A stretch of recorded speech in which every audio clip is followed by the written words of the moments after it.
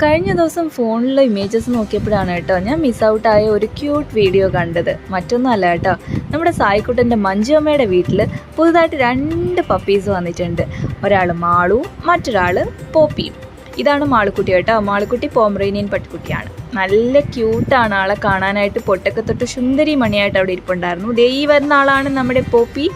Poppy ഒരു നാടൻ ഇനമാണ് കേട്ടോ. പക്ഷെ അവൻ്റെ മൂക്ക് കാണണേ നല്ല റോസ് കളറിലായിരിക്കുന്നത്. എനിക്ക് പൊതുവേ ഇവരെ ഭയങ്കര ഇഷ്ടമല്ലെന്നല്ല, എനിക്ക് പേടിയാണ് പൊതുവേ പട്ടിക്കുട്ടികളെയൊക്കെ. പട്ടിക്കുട്ടിയായാലും വലിയ പട്ടിയായാലും.